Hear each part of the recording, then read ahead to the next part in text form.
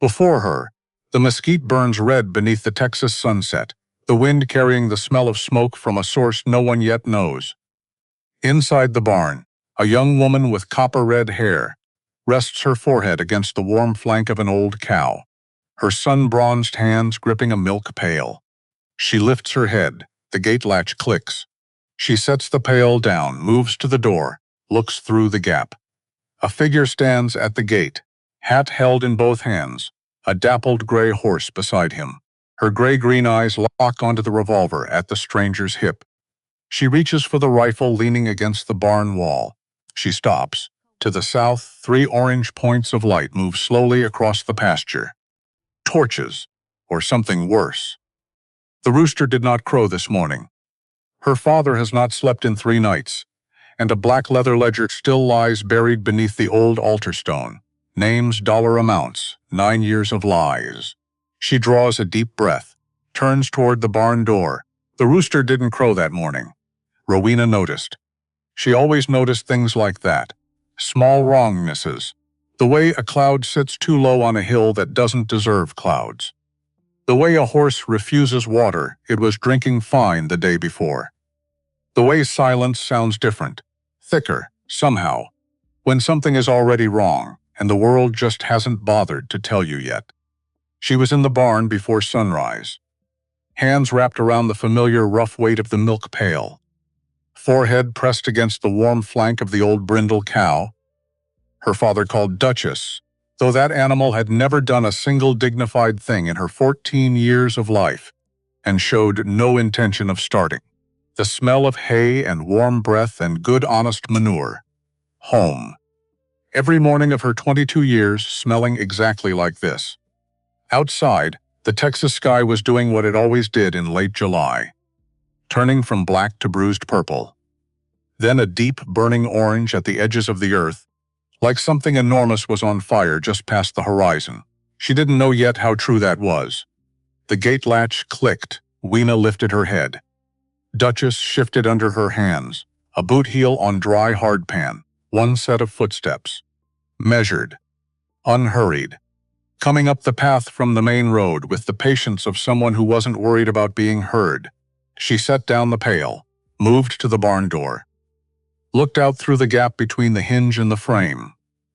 A habit her father had taught her before she was old enough to understand why. Always look before you open, he'd said. World's full of things that knock polite and mean ugly. The man at the gate was not knocking. He was simply standing there, hat off, holding it in both hands the way a man holds something he's afraid of dropping. His horse, a dappled gray, trail-worn, ribs, slightly visible under a coat that had seen better country, stood beside him with the patience of an animal that had learned to wait without being told to. The man was looking at the house. Not moving. Just looking, waiting to be invited. Rowena had lived in Crockett County her whole life. She knew every homesteader within 20 miles. Every traveling preacher, every cattle drover, every tin salesman who worked the road from San Angelo. She did not know this man. She also noticed he hadn't touched his gun. It was there, worn iron revolver, right hip, holster darkened with age and long use.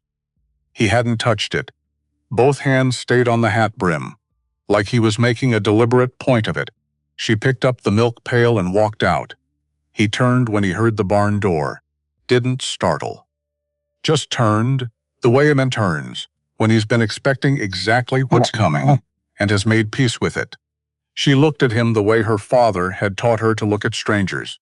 Not at the face first, at the hands, at the feet, at whether the boots were pointing toward you or already angled sideways, already calculating a path away from whatever came next. His boots were square to her, both of them. Honest angle. Morning, he said. His voice was low, the voice of a word that had traveled a long way to get here and arrived tired but intact. Morning, she said back. Didn't smile. Did not smile. Just looked at him, the way a woman looks at something she hasn't decided about yet and isn't going to rush. Name's nothing you'd know, he said. Passing through from the Pecos country. Horse needs rest. Wondered if a day's work might be worth a meal and a place in the barn. Rowena looked at the gray horse, looked back at the man, looked at his hands, still on the hat brim, and the calluses on them. The calluses of someone who worked, not just fought. "You know anything about fence posts?" she said. "Some? Wire stringing?" "Enough. North Pastures got a section down. Something got into it 2 nights ago. My father's been meaning to get to it." The man looked toward the north field, looked back at her. "I'll get to it." She picked up her milk pail. "Breakfast is at 7. Don't be late and don't be loud." "My father sleeps late on account of his back." She walked toward the house without looking back.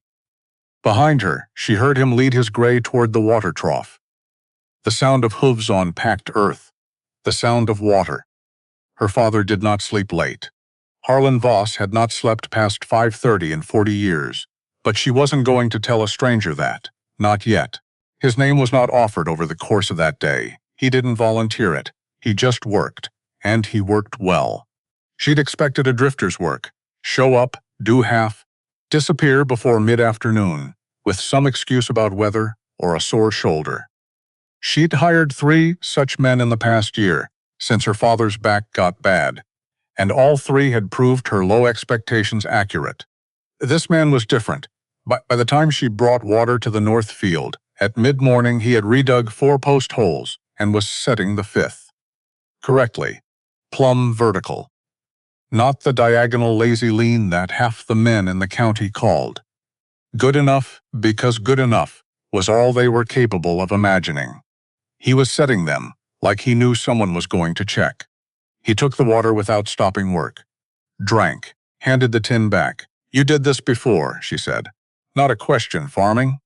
"All of it." He looked at the post in his hands. Something moved across his face, not across. Through like weather moving, through a valley. There and gone. "Before," he said. Like the word was its own complete answer, and he was done with the subject. She didn't push. She'd learned from her father that some men's histories were like old wounds. You could see the scar without needing to know exactly what caused it. She left him to it and walked back toward the house. She didn't see him stop work when she was 20 yards gone. Didn't see him pull the spyglass from inside his coat. Didn't see him glass the main road to the south. Slowly, carefully. The way a man surveys a road when he's expecting something to come up it that he'd prefer to see before it sees him. She didn't see any of that. But the rooster still hadn't crowed. Harlan Voss came to supper that evening, moving like a man carrying a building on his shoulders. 64 years of Texas sun had mapped his face in deep lines. His back had started going wrong 2 winters ago and hadn't stopped. He sat at the head of the table, looked at the stranger. Said nothing. The stranger said nothing. Rowena put stew on the table, cornbread. The last of the morning's milk. She sat. Waited. Harlan picked up his fork. That was how he said grace.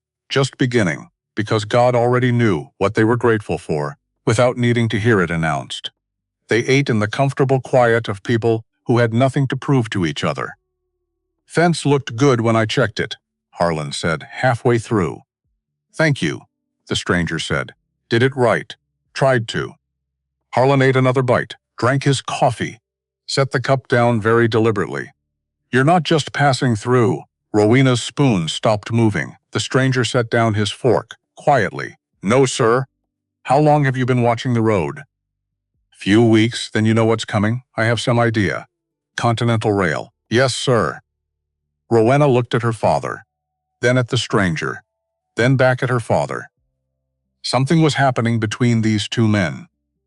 Some conversation she hadn't been invited to, conducted in the language of men who understand each other, without requiring explanation.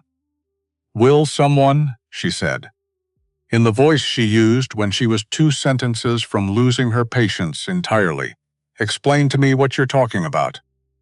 Her father looked at her.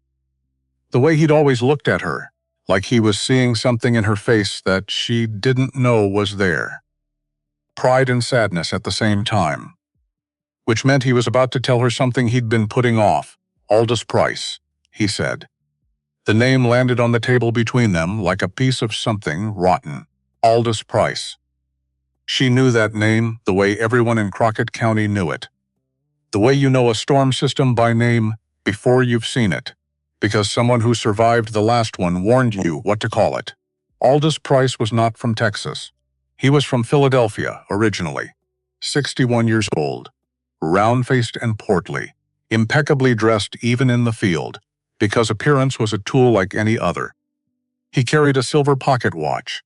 He checked with the precision of a man who measured the world in minutes and profit margins, and had found that ratio satisfactory. He had built 400 miles of railroad track across the American Southwest. He had done it efficiently, legally, with a systematic ruthlessness that never required him to raise his voice or touch a weapon. He had lawyers, politicians, and he had Cutter Bane, and he needed the Voss water rights. Rowena had grown up knowing about the water. The eastern edge of their land ran along the only permanent water source for 50 miles of hardpan. A deep limestone spring-fed creek that never ran dry, not even in the worst drought years. Not even when everything else in the county was cracked earth and desperation. Her grandfather had chosen this specific piece of ground out of all the available ground in West Texas because of that creek. It was the reason the land had value in a country where water mattered more than gold. It was why Continental Rail needed it. Steam engines required water every 20 miles. Without the Voss Creek access, Pryce's planned route through the basin was economically impossible. Every other landowner along the route had sold, some willingly, grateful for the money, some after prolonged pressure that looked legal on paper but felt like drowning in practice. Lost livestock, poisoned wells, fires of unknown origin in the middle of the night. Survey crews appearing on private property and leaving without explanation. Harlan Voss had not sold, not because he was stubborn, not because he didn't understand what he was refusing, because the creek ran past the place where his wife was buried, and he was not going to sell that. He was not going to. Rowena knew all of this. What she didn't know, what her father had clearly known and chosen not to share, was how far things had progressed. How far has it gone? She asked. Level voice. She'd learned levelness from her father. The way you hold a lamp in a windstorm, low and steady, so the flame doesn't catch the air. Harlan looked at his hands. 2 men came to see me in town last week. Not lawyers this time. Different kind of men. He paused.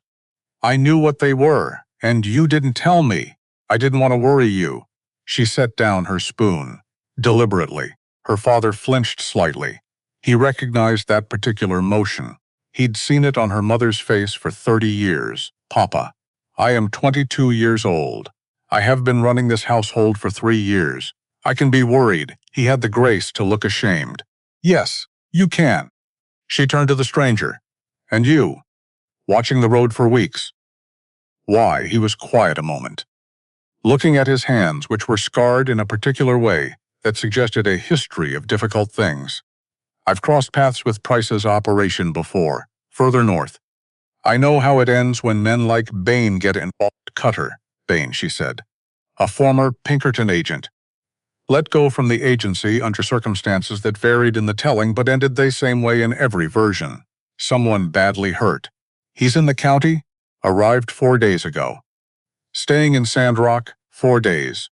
This man had known for 4 days. You came to warn us, she said. I came to do fence work, he said. Then, after a moment, but yes, she looked at him for a long time. He met her eyes without flinching or looking away, which was either the sign of an honest man or a very practiced one, and she had not yet determined which. You can sleep in the barn, she said finally. Breakfast at 7, she stood, cleared the plates. Her hands were perfectly steady. She didn't let them shake until she was alone in the kitchen. Even then, only for a moment. Then she stopped. That night she couldn't sleep. She lay in the dark of her room and stared at the ceiling and thought about Aldous Pryce and Cutter Bane and the way her father had said different kind of men. The flatness of it. The careful absence of fear. That was itself a form of fear she recognized and didn't like. She thought about the creek. The sound it made in spring when the water ran high. the flat limestone rock where her mother used to sit in the evenings and watch the light change over the pasture. She thought about the ledger 3 weeks ago. A Thursday afternoon in late June. She'd been coming back from San Angelo on the county road when she found the horse first. A bay gelding, hobbled and grazing in the roadside ditch, still saddled but rider-free. Then the rider, a man in a Continental Rail Company surveyor's vest, deeply and spectacularly unconscious in the mesquite shade, empty whiskey bottle beside him, saddlebags in the dirt where they'd slid when he fell. She'd checked his pulse. Alive. Just drunk in the way that required no medical intervention, but plenty of time. She'd left him water. Debated leaving the saddlebags, the brass plate on the clasp read, Continental Rail Company, Enfield Survey Division. She had not been raised to steal. But she'd also been raised to understand there are moments when you have to decide which principle matters most. Honesty or survival. She'd taken the saddlebags. At home, alone in the kitchen. Door closed, curtains drawn. She'd opened them. The ledger was leather-bound and black, about 200 pages, and it was not a survey document. It was a financial record, column after column of dates, names, and dollar amounts. She wasn't an accountant, but she was Rowena Voss's daughter, which meant she could read a ledger the way she read a storm front. The big shape first, then the details. The big shape. Aldous Pryce had been paying people.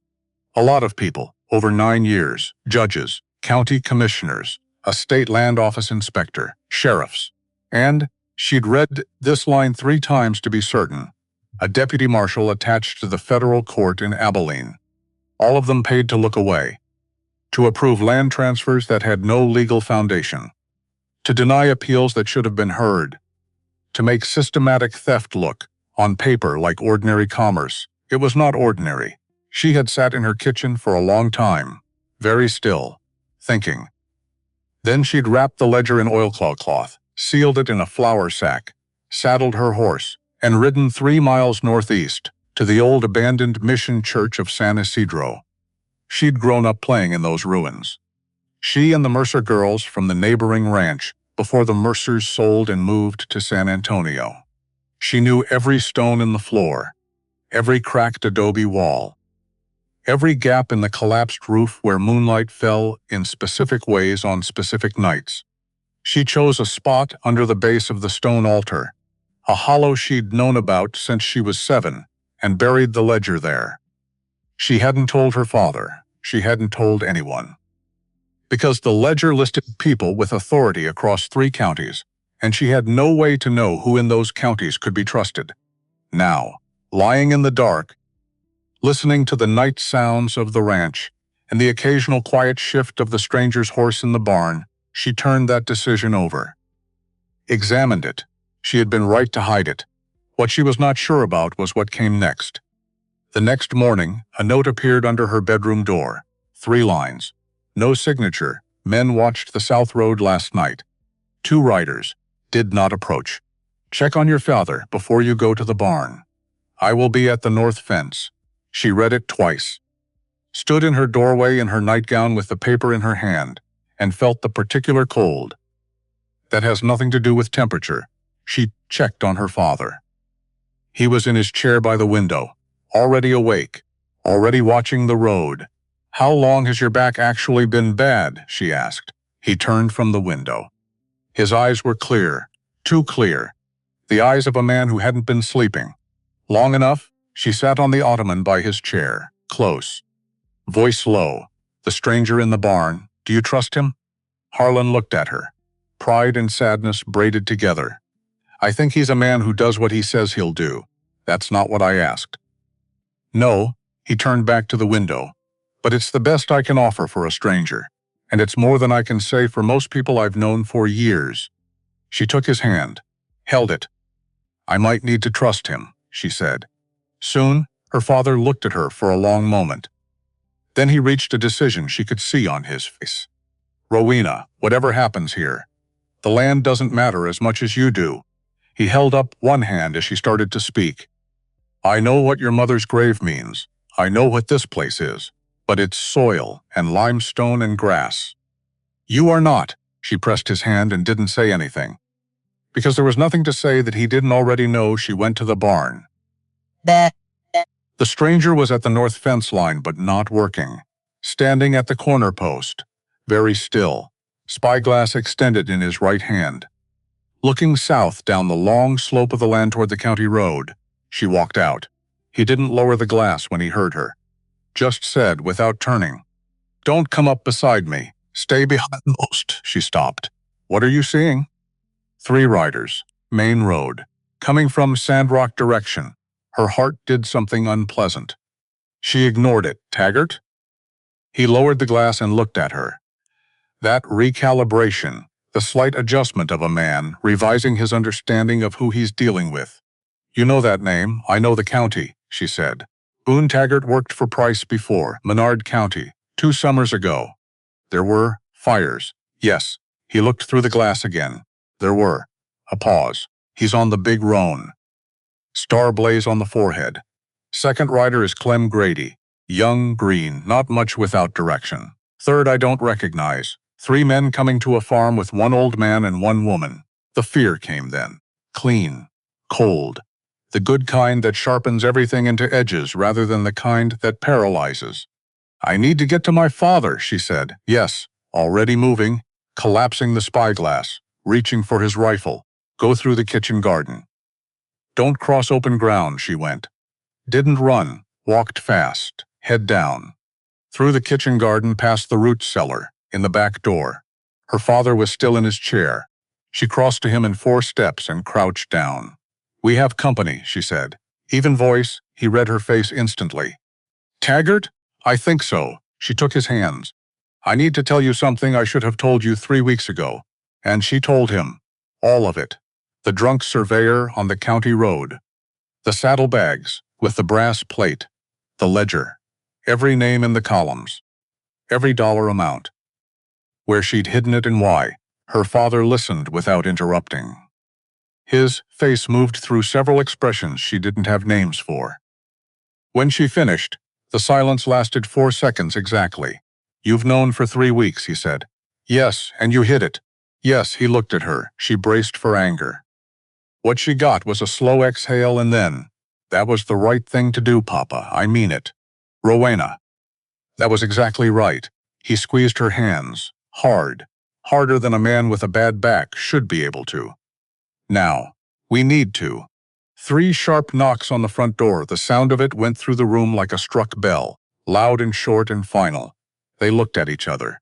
"Stay here," Rowena said. "That is not, Papa." She stood, smoothed her apron. The steadiness of her own hands surprised her. "Stay here." She walked to the front door and opened it. Boone Taggart was not what she'd expected. She'd built him up in her mind into something monstrous, the way you do with names you've only heard in frightened whispers. What she opened the door to was a man of about 40, medium height, unremarkable face.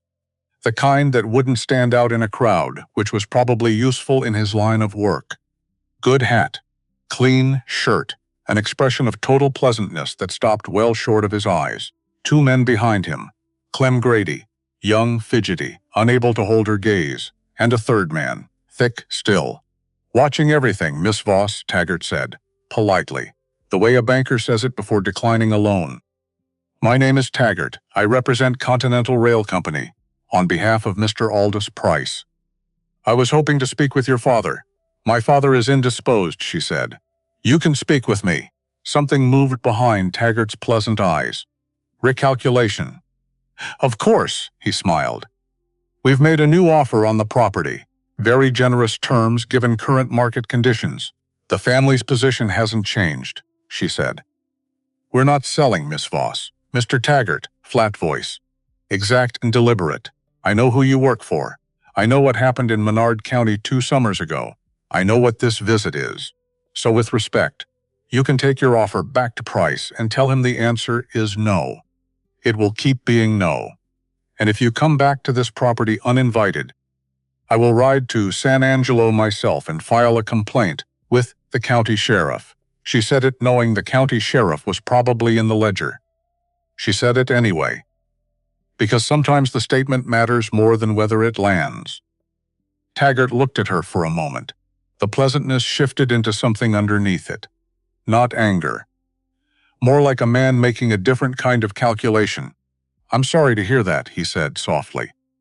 Genuinely, he touched his hat brim, turned, walked back to his horse. She closed the door, leaned against it, listened to the hoofbeats move down the drive.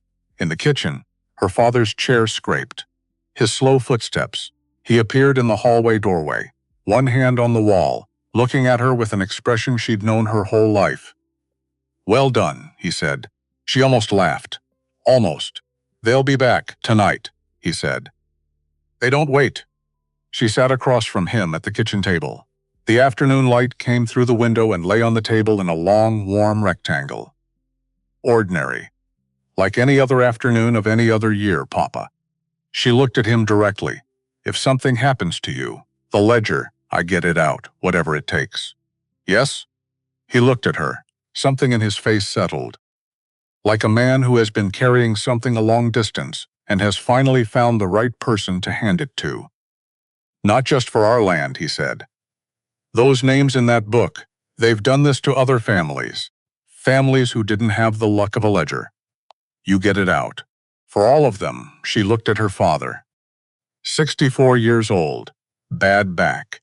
3 men had just left his door, and he was sitting here thinking about other families. This was who he was. This was who he had always been. "I understand," she said. She went to the barn. The stranger was saddling his gray. He turned when she walked in. Waited. She told him about the ledger. All of it. He listened the way he did everything. Completely still. Completely present. Not interrupting once. When she finished, the barn was quiet, except for the gray horse shifting and wind in the mesquite outside. "San Isidro," he said. 3 miles northeast, yes. Ridge path would take 2 hours. Not yet. Not while they're watching. He looked past her, through the barn door, at the sky going dark red along the bottom. "Tonight. When they come, and they will, we hold ground as long as we can. Then we move.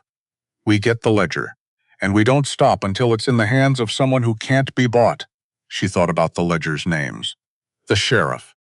The deputy marshal in Abilene. "That's a shorter list than you'd think," she said. "I know, but the list exists. Marshal Abner Holt at Fort Smith isn't on it." She almost asked him how he knew that. Decided the more important question was what happened after Fort Smith. "If we get it to Holt," she said, "what happens to Pryce? He gets taken apart in federal court. Slowly. Publicly. Expensively." A pause. "It won't bring back what's been taken from other families. But it stops the taking." Rowena stood in her family's barn door and looked at the sky. Deep bruised red along the bottom. Dark blue at the top. The last of the day's light. She thought about her mother's grave by the creek. Her father's hands. The names in a black ledger buried under an altar stone. "All right," she said. She went back to the house. Made supper. Set the table. She and her father and the stranger ate the same food in the same lamplight as the night before. And it looked exactly like an ordinary evening. She kept her hands steady the whole time. She washed the plates, banked the fire, said goodnight, went to her room. She did not undress. She sat on the edge of her bed in her clothes and her boots, and she listened. It was the horses that told her. Her father's 2 work horses in the paddock had been quiet all evening. Then, sometime past midnight, they started moving.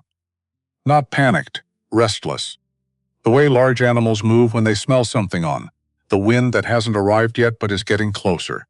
She was at the window before she was fully awake. Thin moonlight, dark yard, dark road, dark south pasture.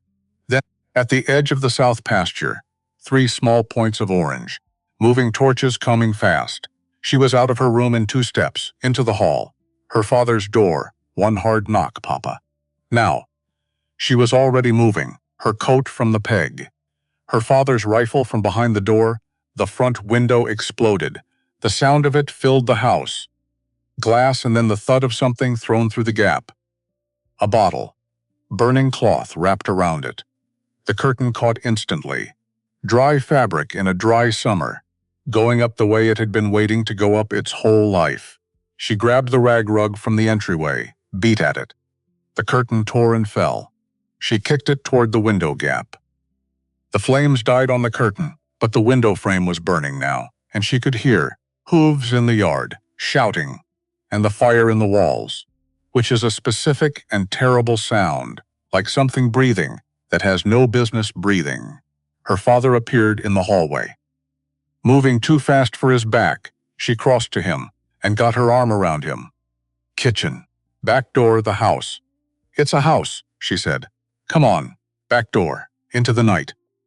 The sounds from the front were enormous now, fire and shouting and hooves on hardpan. She pulled her father toward the root cellar. 20 yards. 15. 10. A shadow stepped out of the barn's darkness. She had the rifle up. The shadow raised both hands and stepped into the moonlight. The stranger. She lowered the rifle. Her heart was doing something unreasonable. She ignored it. 3 of them, she said. Front yard. Maybe more, I know. Saw them from the ridge, he looked at her father. Back at her. He's all right? I'm fine, her father said. Which was not precisely true but would have to do. Root cellar, the stranger said. Both of you, I'm not. She started, Rowena, her father's voice. The voice he used when he meant what he was saying, which was 4 times in her life. Go. She looked at the burning house, at the stranger, at her father's face in the moonlight, old and lined and completely calm. The calmness of a man who has already made peace with the things that cannot be changed. Don't, she said to the stranger. The word had more in it than she had room to explain right now. He nodded once. Understood. She got her father to the root cellar door, got it open, got him down the first step, then the shot from the front yard. And then her father's voice very low, saying her name, and then silence, and the crackling of the fire eating the house. She left her father in the doorway and ran toward the house. Harlan Voss was lying in the front yard, 12 feet from the burning porch, on his back. One hand stretched toward the house, fingers spread, like he was reaching for something he couldn't quite grasp. Boone Taggart was standing 15 feet away, still holding his revolver. He hadn't expected her. She could see that in the fractional second of uncertainty that crossed his face. She had the rifle up before he recovered. Drop it, she said. He didn't drop it, didn't raise it either. Just looked at her with those flat, calculating eyes. Clem Grady was somewhere to her left. She could hear him but not see him. The third man she couldn't place. Miss Voss, Taggart said, that same mild tone, like they were still on the porch in the afternoon. I am sorry about this. Truly, she walked toward her father, rifle steady on Taggart. She crouched and put her left hand on Harlan's chest. Felt it rise, fall, rise. He was breathing. He was breathing. The relief hit her like cold water, and she shoved it down hard because this was not the moment for relief. This was the moment for level. Get off my property, she said. All of you. The deed to this land, Taggart said, will be transferred to Continental Rail by the end of the week regardless. She fired. Above him, into the dark above his hat, he flinched. Really flinched. The calculation broke for 1 second. The next one, she said, is not above anything. Then, hoofbeats from the east side of the property. Fast. The stranger on the gray horse, coming hard around the burning barn, rifle raised. He didn't fire at Taggart. He fired at the ground, between Taggart's horse and Grady's horse, and the third rider's horse, 1, 2, 3, fast and spaced perfectly. All 3 horses shied violent and hard. Grady's horse bolted straight south. Grady went with it, not by choice. The third rider fought his horse and lost for 10 critical seconds. Taggart looked at Rowena, at the rifle, at the man bearing down on them. Did the mathematics, tonight was not the night. He wheeled his horse and rode south, fast, and didn't look back. The stranger pulled up beside her. The gray was breathing hard. Both of them were. She was already on her knees beside her father, getting her arms under him. Help me, she said. Together they got Harlan to the root cellar. He was barely conscious, drifting, surfacing, drifting again. The bullet had caught him in the side above the hip. Bad, not immediately fatal. The difference between those two things was time and a doctor, and they had limited quantities of both. She packed the wound with cloth torn from her coat. Her hands didn't shake. Her mind was already tracking the ledger, the road, the distance to the nearest town with a doctor who could be trusted, the distance to San Isidro. How long before Taggart came back with more men? Her father opened his eyes, focused on her face with the precise attention of a man making sure his words land correctly on the right person. "The ledger," he said, his voice thin but clear. "Rowena, you know what to do. Yes, not for our land, careful breath, for the others. Because some things have to be said out loud, written down, put in front of people who can act on them. Or they just—" He closed his eyes briefly. "Open them. Keep happening." She was holding his hand. She didn't remember taking it. "I want you to trust him," her father said. His eyes moved to the stranger, standing at the cellar entrance. Back to her. "He does what he says. You said that last night. Meant it last night, too." She pressed her forehead briefly against his hand. 1 second. Then raised her head. Looked at the stranger. "We need to move," she said. He nodded. She looked at her father one more time. His eyes were closing, not unconscious. Just the tiredness of a man who has been holding something up for a very long time and has finally found somewhere to set it down. "I'll be back," she said. She stood, walked to the cellar entrance. The burning house against the night sky was enormous, orange and black and roaring. 20 years of her family's life. The stranger was beside her. "San Isidro first," she said. "Yes, then we don't stop. No." She walked toward the gray horse and did not look back at the fire. She had the ledger to get. She had names to deliver. She had a debt to pay. Not just for her father. Not just for her family, for all of them. She was Harlan Voss's daughter. She knew what to do. 3 miles. That was all. 3 miles between the burning ruin of everything Rowena Voss had ever called home and the one thing that might make any of it mean something. 3 miles of dark Texas hardpan, skeets and limestone. The smell of smoke still in her hair. The gray horse carrying double. Her behind the saddle, arms around the stranger's waist, which was an intimacy she would have found deeply uncomfortable under any other circumstance, and currently registered as simply practical. She noticed things. Even now. The horse's breathing. The way the stranger sat the saddle. Weight slightly forward, hands light on the reins. Navigating the ridge path in near darkness without hesitation. Which meant he had scouted it. Before tonight. Before any of this happened, he had known this might come. He had prepared for it. She filed that away. Decided to feel something about it later, when there was time for feelings. San Isidro appeared the way ruins appear at night, slowly, then all at once. The bell tower first, leaning at its permanent exhausted angle against the stars. Then the crumbling adobe walls, pale in thin moonlight, dissolving back into the earth they'd been formed from. She'd played here as a child. She knew every stone. The stranger pulled up at the east wall. She slid off before the horse fully stopped. Steady landing. "Good. I'll go in," she said. Perimeter, he was already off, rifle in hand. 2 low whistles. "You come out immediately. Whatever you're doing, I know exactly where it is, Rowena." His voice.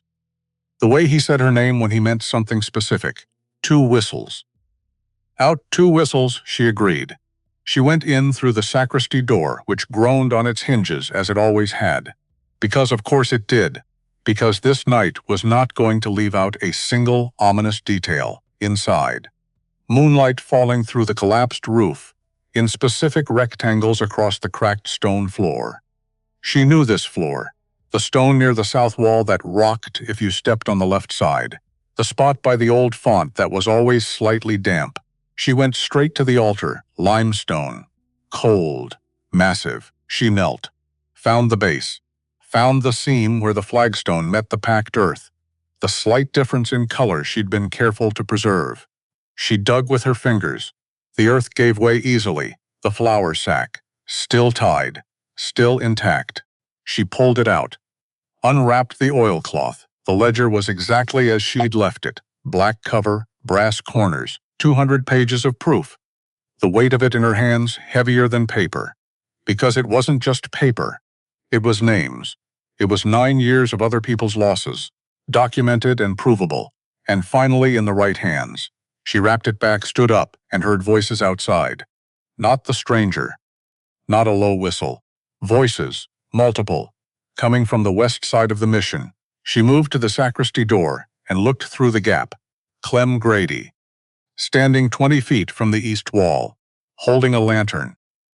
Looking around the way a man looks when he's been sent. Somewhere he doesn't want to go, and is hoping not to find what he's looking for. Clem Grady was supposed to be 2 miles south on a runaway horse.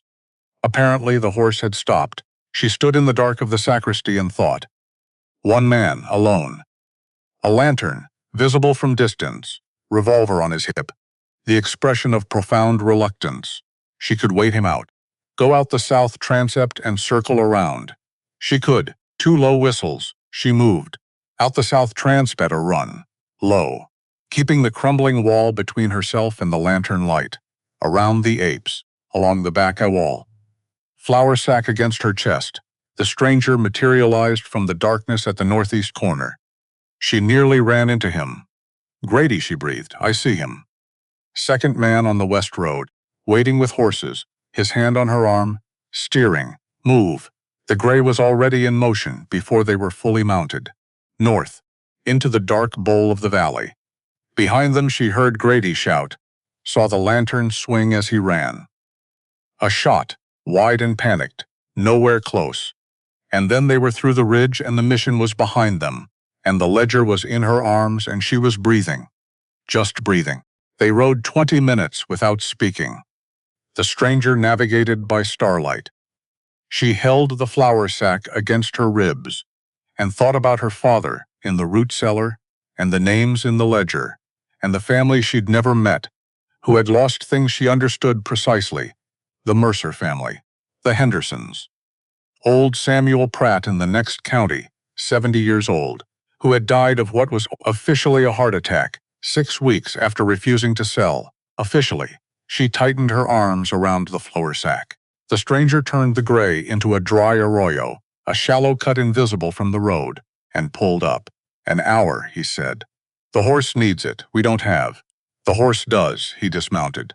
She slid off. The gray's flanks were dark with sweat. She'd been too focused on everything else to think about the animal carrying both of them across rough ground in the dark. She patted the gray's neck. It turned and looked at her with a patient brown eye. Sorry, she told it quietly. She sat on the cut bank, set the flour sack on her lap. The stranger crouched a few yards away, watching the arroyo rim. Different silence here. No fire, no shouting.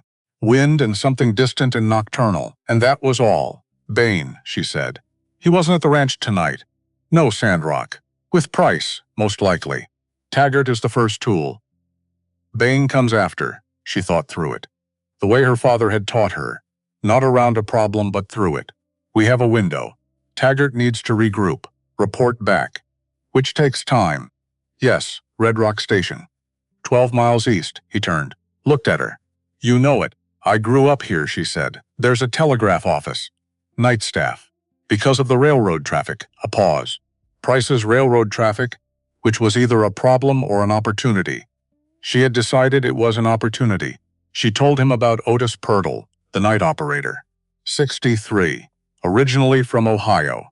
11 years at the Red Rock Wire. A daughter named Louise in Austin who sent letters every second Sunday. A photograph of Louise on his desk, angled so he could see it without turning his head. Louise's baby, 8 months old now, a boy. She knew this because 3 years ago, she had helped Louise's husband get his wagon out of a mud ditch on the county road. And Louise had talked about her father for 20 minutes, while they waited for the wheels to catch. Otis Purtle thought about his daughter every day. That was what she knew. Sometimes that's enough. They rode into Red Rock just past 2 in the morning. The town was 3 streets of frame buildings and a platform and a water tower, and not much else. At this hour, light from the telegraph office and 1 saloon, serving night rail crews. That was all. He wanted to go first. She wouldn't allow it. A man with a rifle in a small town at 2 in the morning, she said. That's an event. People notice events.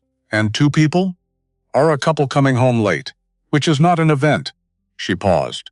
Give me the rifle. He looked at her. I'll carry it under my coat. It'll be awkward, but less alarming than you. A silence. Brief. Then he gave her the rifle. She folded her coat over it. Awkward but functional. They walked down the main street together. Close enough to be a couple. Far enough to be strangers. The telegraph office was in the only brick building in Red Rock, which made it easy to find. 1 lamp in the window. And 1 man at the front door. Continental Rail Company livery on his vest, arms crossed. Watching the street, which she had not accounted for, she kept walking. Same pace. The stranger matched her exactly. They passed the office, turned left at the end of the block, and stopped in the alley between the assay office and the feed store. Back entrance, she said. Service door. The operators use it for platform runs. Should be unlocked, should be. If it's not, we improvise. He looked at her in the dark of the alley. You say that very calmly. One of us has to, she said. Come on. The service door faced the rail platform. Empty at this hour, next freight not until 4.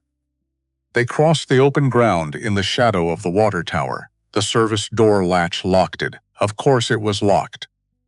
Because this night was not going to make anything easy. She looked at the stranger. He already had a thin strip of iron in his hand. From where? She chose not to speculate. He worked the lock for 15 seconds. It opened. They went in. Otis Pirtle was exactly where she'd known he'd be. At his desk, in front of his brass key. A cup of coffee going cold to his left, and the photograph of Louise to his right, angled so he could see it without having to turn. He was not expecting company through the back door at 2 in the morning. His reaction was a full-body startlement that sent the coffee cup skittering. He looked at Rowena, at the stranger, at the rifle-shaped outline under her coat. Back at Rowena, she spoke immediately. Before he could reach a conclusion, Mr. Pirtle. My name is Rowena Voss, the Voss place on the Crockett County road. You don't know me, but your daughter Louise's husband. I helped him with a wagon in a ditch about 3 years ago. She pulled the flour sack out, set it on his desk, opened the ledger. I need you to send a message. Otis stared at her, then at the stranger, then at the ledger. His eyes went to the columns automatically.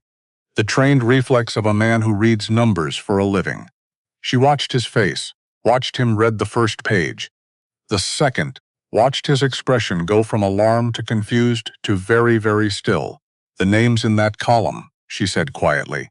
You recognize some of them. He looked up. A long moment. These are, yes. This would mean, yes. He sat back, looked at the photograph of Louise, at the ledger, at his brass key. Rowena leaned forward and put her hand over his. Not threatening. Just present, human, Mr. Pirtle. Do you have grandchildren? He blinked. A boy, 8 months, Louise's? Yes, she looked at him steadily. This valley, these families, their land, their water, their children's futures. She pressed his hand slightly. Someone has to say it out loud. Otis Pirtle looked at her hand. At the photograph, at the ledger, at his brass key. His fingers found it. Began to move. She let out a breath so quietly no one heard it. The stranger stood at the back door, watching the platform. She stood at Otis's shoulder and turned pages and pointed to the entries that told the clearest story. The judge's name, the land office inspector, the dates and dollar amounts. The key moved. Clack, clack, clack, clack. The rhythmic language of it going out over the wire, north and east, to Fort Smith, Arkansas, to the office of Marshal Abner Holt. 1 page sent. 2 pages. The front door rattled. The guard checking something. All 3 of them froze. Rowena's hand on the ledger, the stranger's on the back door. Otis's fingers hovering above the key, not touching it, not making a sound. The door rattled again. Stopped. Footsteps moving away. Otis's fingers found the key again. 3 pages. 4. That's enough, the stranger said from the door, urgent and low. Something moving on the east road. We need 1 more entry, Rowena said, her finger on the page. The entry that named Cutter Bain as a paid operative, not just an outside contractor, an employee, which made Pryce directly liable for everything Bain had done. This one, Otis looked at the entry, looked at her. His fingers moved. Clack, clack, clack, clack, done. Is it sent? She asked. Sent. He looked at the key as if he'd never seen it before. Fort Smith will have it by morning, she rapped the ledger. Put it back, Mr. Purtle. You should lock the back door and not remember what happened here tonight. He looked at her, then at the photograph of Louise. When he spoke, his voice was steadier than she'd expected. Miss Voss, I've been working this wire for 11 years. I've sent messages for Pryce's people that I knew. He stopped, swallowed, looked at the key. I've been waiting 11 years to send one that meant something else. He looked up. I remember everything. She picked up the flour sack. Thank you, she said. She meant all of it. She said none of the rest.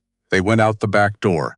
At first light, they found Clem Grady under a juniper tree, shot through the left shoulder. The kind of wound that doesn't kill you quickly but had intentions. His face was the gray-white of old ash. He looked up when he heard them, registered the stranger first. Then Rowena, fear and relief, and shame arrived on his face at the same moment. She crouched down, looked at the wound, looked at his face. That's a bad wound. Mr. Grady, Bain, he said, the word ragged. Taggart told him I bolted. Bain said, a breath.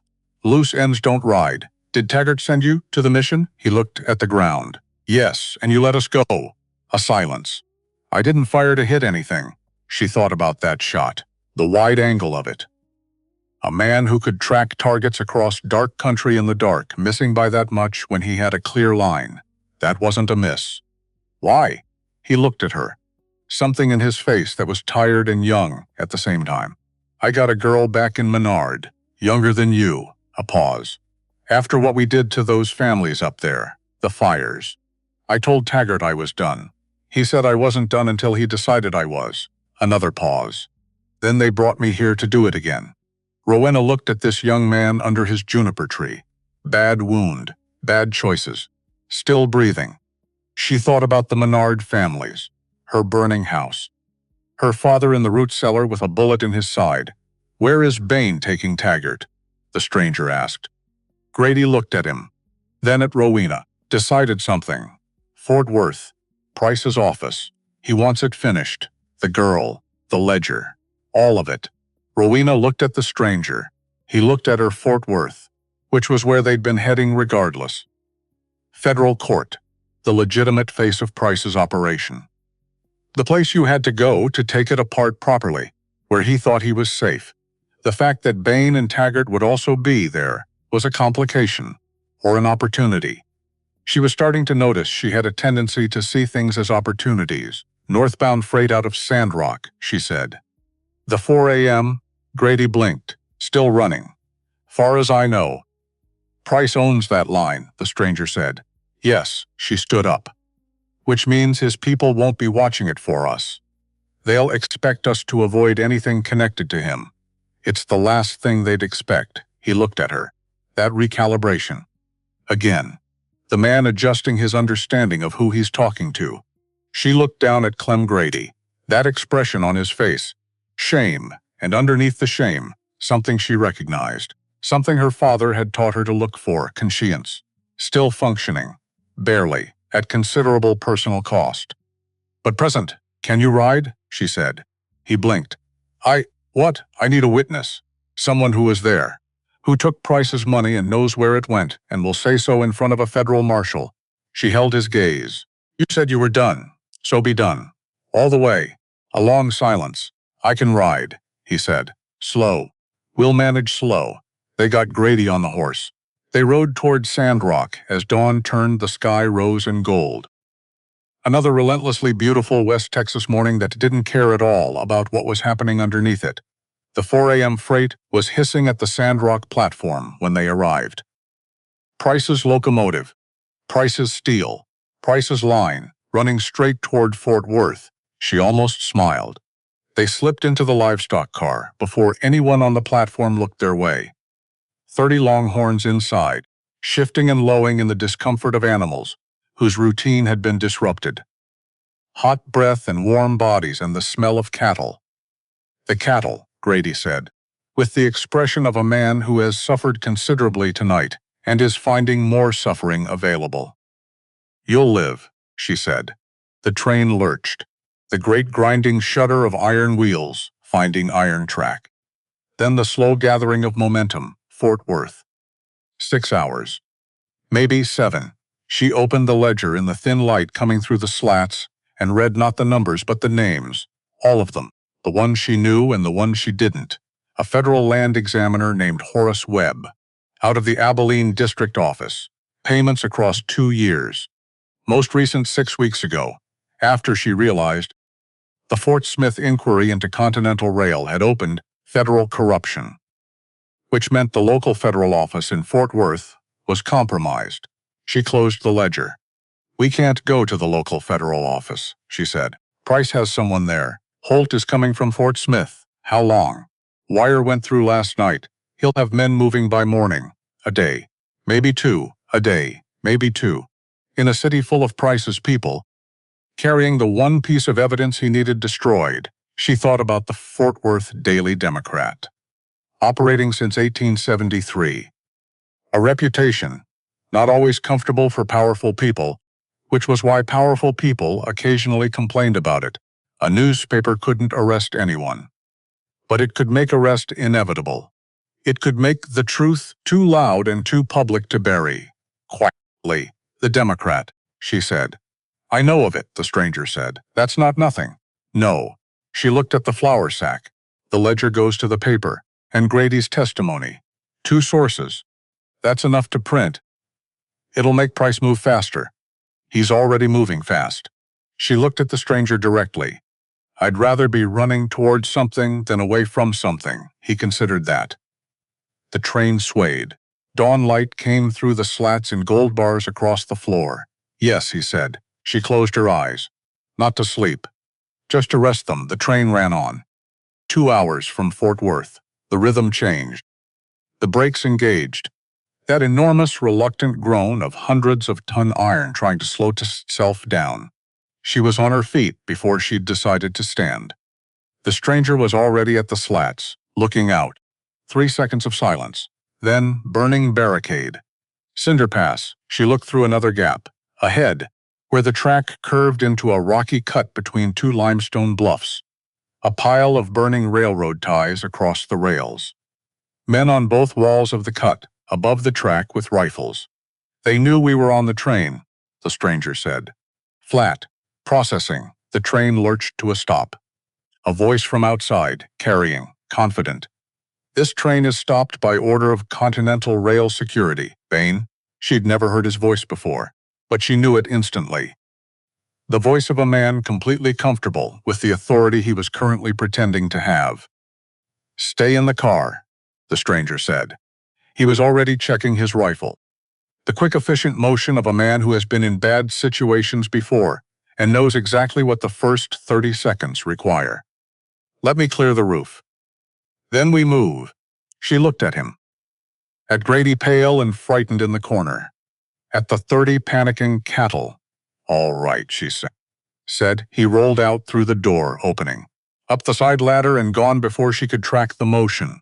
She stood in the dark of the car and listened, shouting outside.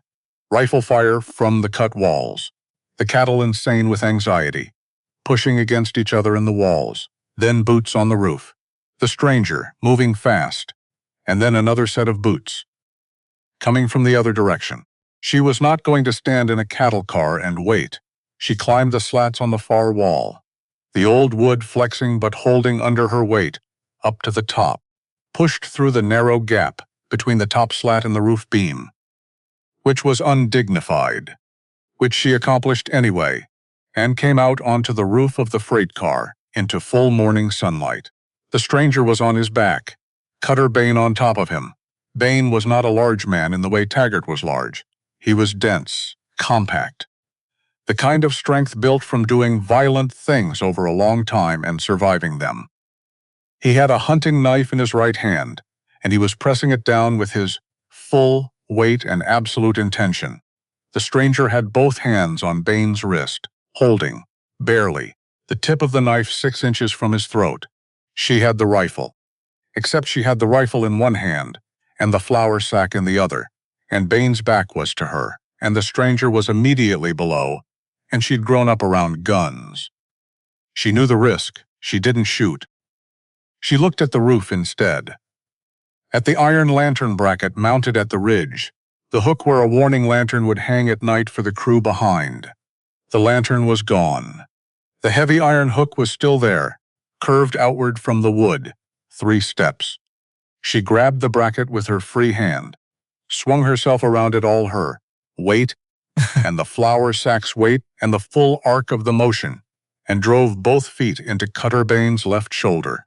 The impact was significant. Bain went sideways off the stranger. Not off the roof. He was too experienced for that, caught himself and rolled. But the knife went one way and his balance went another, and for the 3 seconds it took him to recover. The stranger was up. She looked away.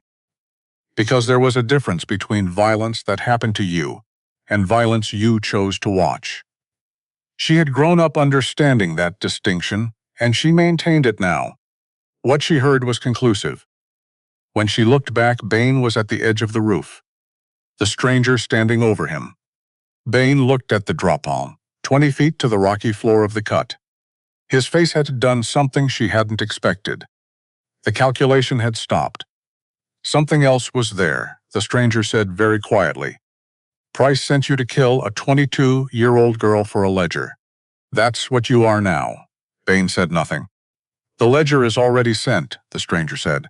Gone. There's nothing left to kill for. Bain looked at him. Then slowly he looked at Rowena, at the flour sack in her arms, at whatever was on her face that she wasn't managing to conceal. Something in his face shifted. Not regret, too late for regret. More like the moment you see clearly what you've become and can't unknow it. The specific weight of that recognition. He sat down on the edge of the roof, put his hands on his knees. Stayed there. The stranger stepped back, looked at Rowena. She looked at the cut around them. The men on the walls, uncertain, uncoordinated, some of them already backing away from what they'd just watched. The barricade. The locomotive still hissing steam into the morning air. We need to get the engineer to clear that barricade, she said. Yes, she looked at him. At the blood on his arm where Bain's knife had caught him. At the exhaustion in his face that he was not quite managing to hide anymore. At the way he was still standing exactly straight, because that was who he was, apparently, regardless of circumstances. Are you all right? She said. He looked at his arm. Enough. That is not what I asked. A pause. The smallest thing crossed his face, there and gone, but she was getting better at catching it. Enough, he said again, but different. The second one meant something the first one didn't. She tore a strip from the hem of her dress. Handed it to him. He wrapped his arm without being told and without making anything of it. Below them, she heard Clem Grady's voice. He had gotten himself out of the livestock car somehow, one good arm and a decision, and was talking to one of Pryce's men in a very specific tone. The tone of a man confessing, out loud, in front of witnesses. Doing it all the way, she looked east. Fort Worth. 6 hours had become 2. Pryce was there with his lawyers and his office, and his certainty that he had, if not won, at least contained this. She looked at the flour sack in her arms, the ledger inside, the names, the dates, the amounts, the truth, written in someone else's hand and proven by it. Some things have to be said out loud. She was going to say it, as loud as she could find to make it. She was Harlan Voss's daughter, and she was going to Fort Worth. Fort Worth smelled like money and cattle, and something underneath both that had no clean name. The freight train groaned into the Texas and Pacific Depot as the morning was getting on toward 9. Stockyard dust and coal smoke, and the sound of hammering from 3 directions at once. Progress, they called it. The unstoppable march of it. Aldous Pryce had built half of what she was looking at, the rail lines, the water infrastructure for the stockyards. The 3-story brick building, visible from the depot platform. Continental Rail Company in letters large enough to read from a moving train. She looked at it through the gap in the livestock car door. Flour sack against her chest. 4 days ago, she had been in a barn with her forehead against a cow's warm flank, listening to the world be quiet.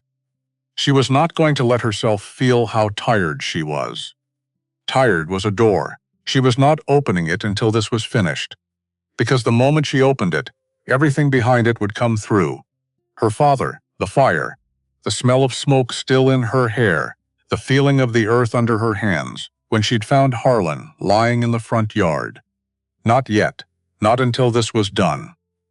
They left Clem Grady with the conductor, a gray-haired man named Briggs who had opinions about Continental Rail that had been building for years and needed almost no encouragement to express. Briggs agreed to keep Grady comfortable and quiet, and not report anything to anyone associated with the company. He shook the stranger's hand with the satisfaction of a man finally given a concrete way to object to something he'd been silently objecting to for a long time. Some people, Rowena thought, are just waiting for the right question. They slipped off the platform and moved through the stockyard district. Past rendering houses and holding pens and long rows of cattle chutes. The smell was extraordinary, and she was grateful because it kept everyone focused on their nose, and not on two people moving with purpose through the crowd. At the edge of the stockyard district, the stranger stopped. "We separate here," she looked at him. "Where are you going?" "Pryce's building. His chief accountant, name's in the ledger. Bain used him to process the payments, which means Pryce will silence him the moment he realizes the ledger is public." He glanced at her. "I'm going to offer him a different future than the one Pryce has planned." She thought about that accountant, sitting in that brick building, knowing what he knew, understanding exactly how thin the line was between valuable and dangerous. "Be careful," she said. He looked at her, something in his face. "You too." She turned toward Main Street.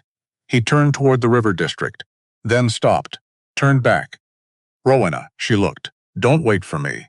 Whatever happens, you do what needs doing. Don't wait." She held his gaze.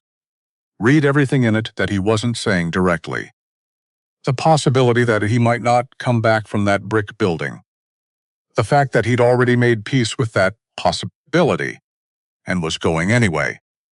She had been raised by a man who made that kind of decision. "I know," she said.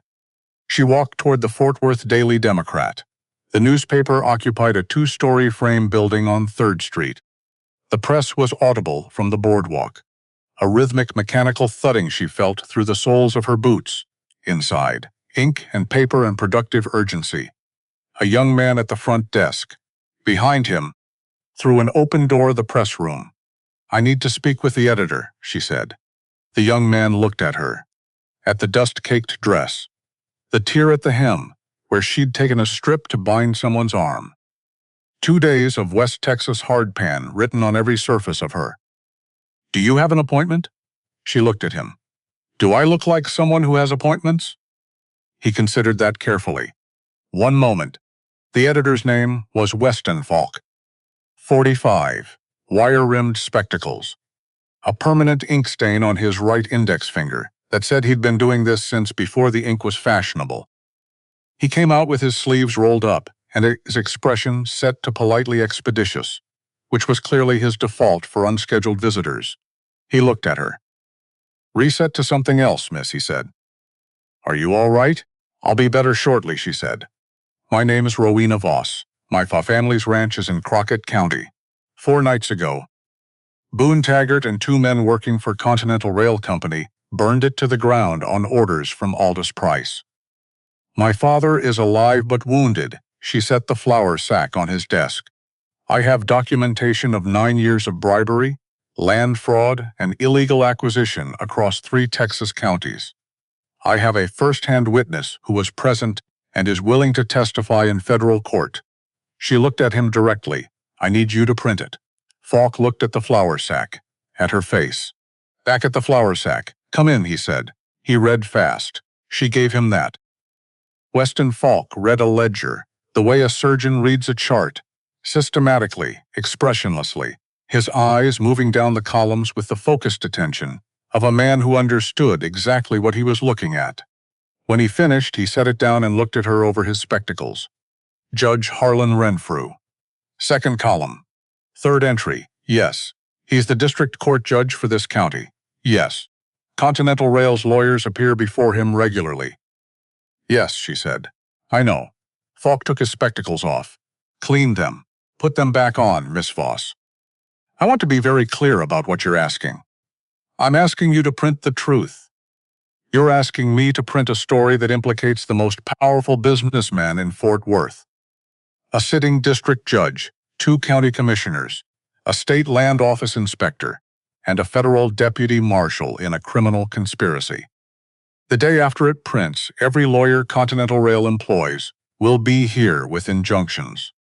The district judge will grant them before the ink is dry. She met his eyes. By then, Marshal Abner Holt will be in this city with federal authority that supersedes Judge Renfrew's jurisdiction. She reached into the flour sack and pulled out not the ledger, but a single sheet of paper, hand-copied, in her own writing, the specific entry for Harlan Renfrew. Date, amount, payee. Received 3 weeks ago, after the Fort Smith inquiry had opened.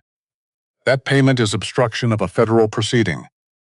Renfrew has no jurisdiction over his own conduct in a federal inquiry. His injunction will be issued under compromised authority. Any federal judge reviewing it will see that immediately. She held his gaze. Print that, and you're not just printing a business story. You're printing the reason why federal law supersedes anything Pryce's judge can do. Falk looked at the entry. At her. Back at the entry. You know a great deal about federal jurisdictional law for a rancher's daughter, he said. My father believed in education. He ordered books from back east.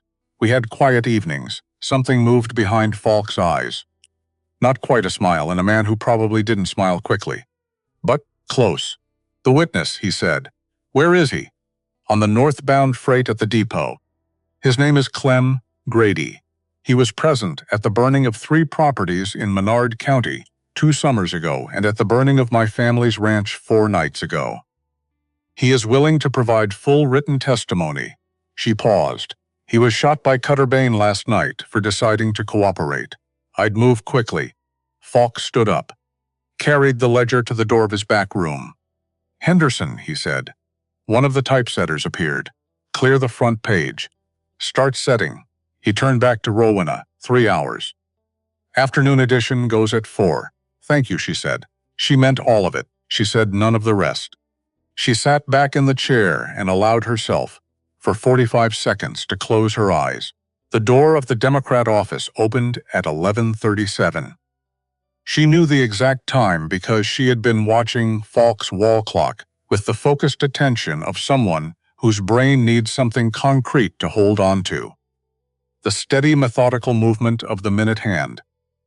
The only thing in the room not moving too fast or with stakes she couldn't afford to calculate. The door opened. Aldous Pryce walked in. He was shorter than she'd expected. Round-faced, silver-haired, and impeccably barbered. His suit had been made by someone who understood both fabric and power. He carried a silver-headed cane that she was fairly certain he didn't need. An accessory, not an aid.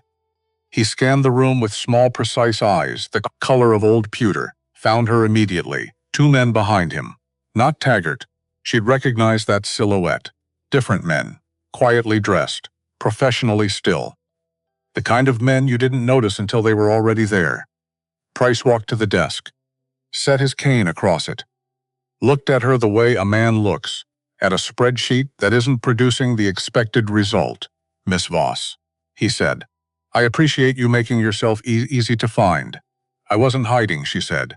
No. He glanced at the press room, where the rhythmic sound of typesetting continued without pause. You weren't. He sat across from her, uninvited, in the chair she'd vacated. I've been doing this a long time, building things, acquiring what's necessary to build them. And I want you to understand, I don't enjoy what happened to your property. I don't enjoy any of it. It is the regrettable friction of progress. She looked at him. My father is in a root cellar with a bullet in his side. Don't tell me about friction, a pause. Your father is a stubborn man. Yes, she said, he is. So am I. Pryce looked at her for a moment, then reached into his coat and set a folded document on the desk. A legal instrument from Judge Renfrew's court. It prohibits publication of any material from documents allegedly obtained improperly from a Continental Rail employee. It also initiates civil proceedings against you personally for theft of company property. He spread his hands slightly. I don't want to use it. But I will. She looked at the document, at his hands, at the word he'd used, allegedly obtained improperly. He didn't know she'd found the ledger in a roadside ditch. He thought she'd stolen it from an employee. He'd been looking in the wrong direction for 3 weeks. Good. She reached into the flour sack, slowly, deliberately, let him watch, and pulled out not the ledger, but the hand-copied sheet of paper. She unfolded it. Set it facing him. Obstruction of federal proceedings, she said. That's not a state matter. Judge Renfrew doesn't have jurisdiction over his own conduct in a federal inquiry, which means his injunction is issued under compromised authority. Any federal judge reviewing it will see that immediately. A pause. And Marshal Abner Holt is reviewing it as we speak. She had no way of knowing if Holt had arrived yet. She said it anyway, because sometimes the statement matters more than the certainty behind it. Pryce looked at the paper, at her, back at the paper.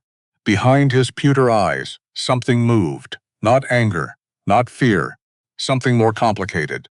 The expression of a man who has built a system so intricate and comprehensive that he's forgotten the possibility of a variable it doesn't account for. 22-year-old woman, sitting across from him, without a lawyer, who had read his own ledger more carefully than he had. I can offer you, he said carefully, complete restoration of the Voss property, reconstruction costs, all improvements, market compensation for. No, she said. Simple. Final.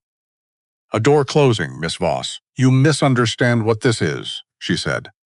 This isn't a negotiation. I'm not here to negotiate. She looked at him with the full steadiness her father had given her. Not anger, not triumph, just clarity.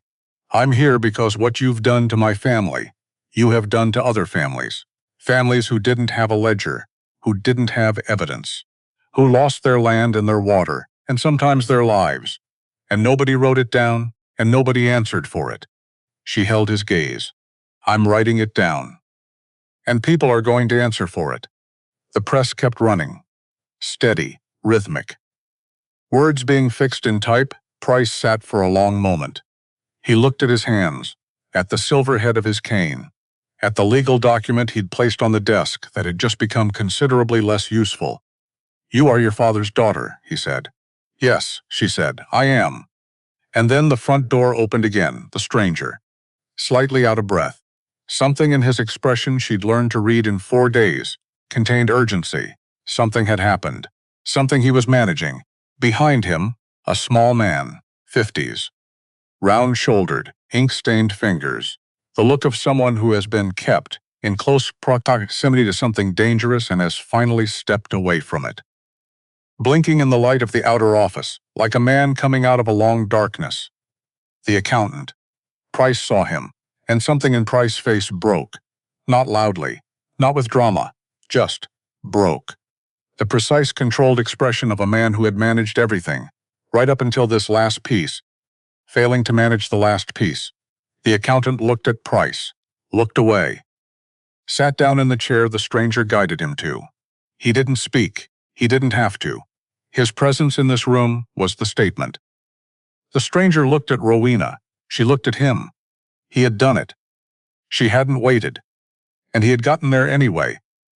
Which felt, in the context of everything else that had happened, like something worth noting. At 12:45, Pryce stood up, adjusted his coat, picked up his cane. He looked at Rowena across the room. She held his gaze. There was nothing left to say that would change anything. He walked out. His 2 men followed. She looked at the stranger. He's going to his lawyers. Yes, they'll be here before 4. Yes, She looked at Falk through the press room door, reading over the set type with his spectacles pushed up on his forehead. Mr. Falk, how quickly can you print? Continuously from now until 3. 1,200 copies. Do it, she said. She picked up the ledger and went back to work. Dalshall Abner Holt arrived at 1:47, tall, lean. The kind of face that had been out in all weather and settled into something that looked like all of it at once. He walked into the Democrat office and looked at the ledger and at Wendell Pruitt, the accountant who had been talking for an hour and showed no signs of stopping, and at the floor. All right, he said, very quietly. Like a man settling something inside himself, Pryce's lawyers arrived at 2:15. 3 of them, well organized. They had done this before: walk into a newspaper office, serve an injunction, shut down a press. Probably had. They had not done it before with a federal marshal already in the building. Holt looked at them from across the room. Gentlemen, I'm Marshal Abner Holt, Federal Circuit Court, Fort Smith District. The material you're here to suppress is evidence in a federal proceeding. Any injunction from Judge Renfrew's court is stayed, pending review of the judge's own conduct. He held up a document. This is from the Chief Federal Judge of the Fifth Circuit. It supersedes, he paused. You're welcome to sit and wait. Or you can go back to your client. Either is fine. They looked at each other, at the document, at Holt. They chose the third option. They left. Falk looked at Holt from the press room doorway. First copies at 3:30. I'll need 20 for evidentiary purposes, Holt said. You'll have them. Rowena sat in her chair and felt something loosen in her chest. Something that had been pulled tight for 4 days. The internal tension of holding everything together by will alone. Beginning slowly to release. Not completely. Not yet. But beginning at 3:32, the Fort Worth Daily Democrat printed its afternoon edition. 1,200 copies. The headline in the largest type Weston Falk had available: Continental Rail Corruption Diamond. Judges, officials Namam 99 year. Federal investigation underway. Henderson, the typesetter, stood in the press room doorway and watched the copies come off one after another, and breathed with the careful attention of a man witnessing something he will remember for the rest of his life. Rowena read the front page, her name in the second paragraph, her father's in the third, the Menard families in the fourth. Every name, everyone. She read that paragraph twice. Outside, the paper sellers hit the street. The city sounds of Fort Worth in the afternoon. And underneath them now, rising, the specific sound of people stopping, reading. The beginning of something that couldn't be taken back. Pryce was arrested at 6:20 at his home on the river. Holt and 2 deputies, formally and quietly, because that was how the law worked when the law was working correctly. Pryce went without resistance. He had always worked through systems. He understood when a system had turned against him. Taggart appeared at 5:47, across the street, watching the Democrat office with his old pleasant face, from which the pleasantness had finally gone. She walked out, crossed 3rd Street directly.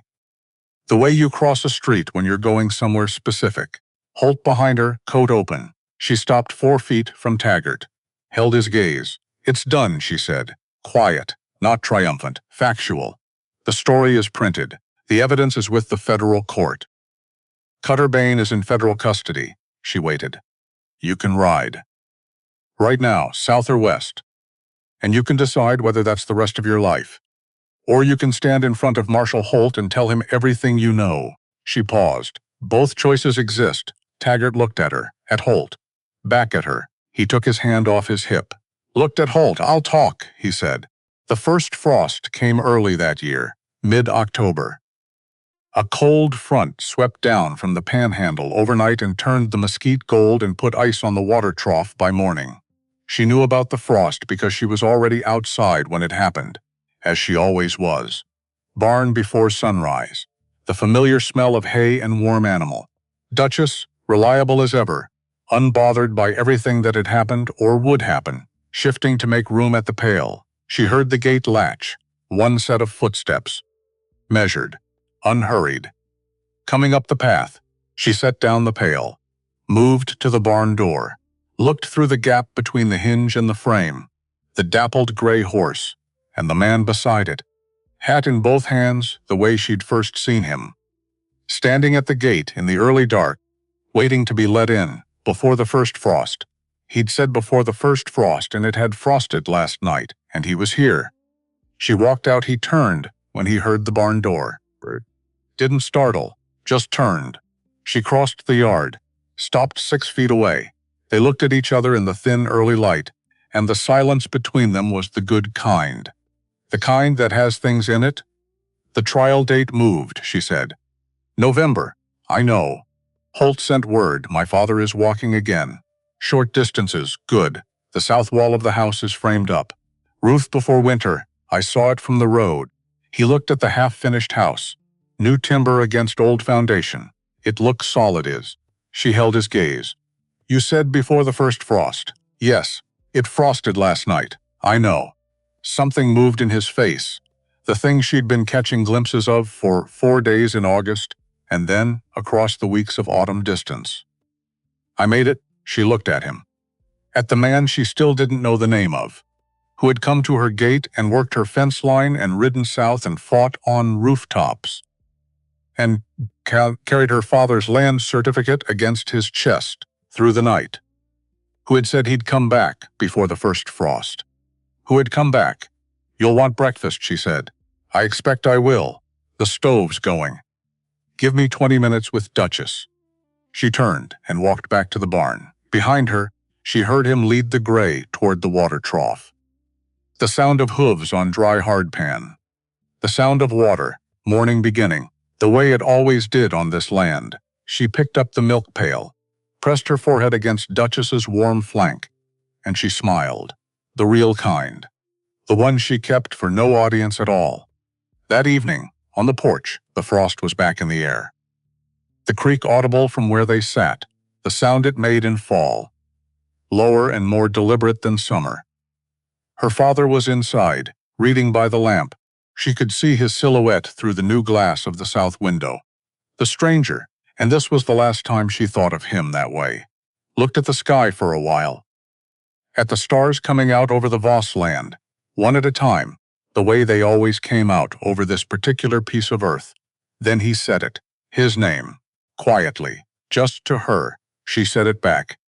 To hear how it sounded like something solid, something you could put your hands on and trust to hold.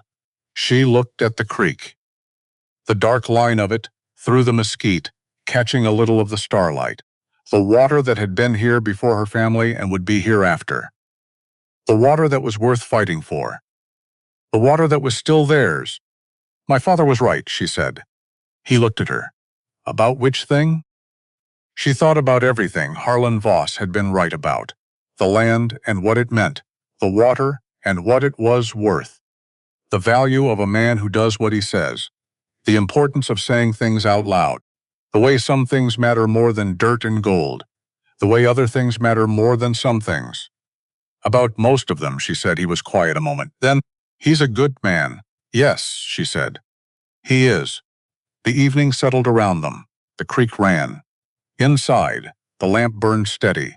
Through the new glass, her father's silhouettes, the shape of him, reading, alive and healing, and exactly where he was supposed to be. She had a list for tomorrow. She always had a list. The roof, the north fence line. A letter to Holt's office about the November proceedings.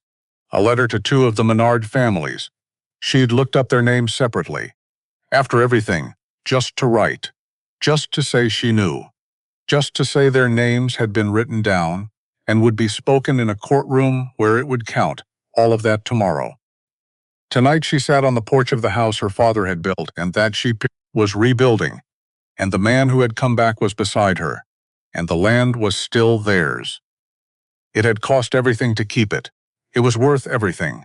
The creek ran past her mother's grave the way it always had. The water that never ran dry. Not even in the worst drought years. Not even when everything else in the county was cracked earth and desperation. Still running, still there. She was Harlan Voss's daughter. She was Rowena Voss, on the last honest acre in Crockett County, Texas. And she was home.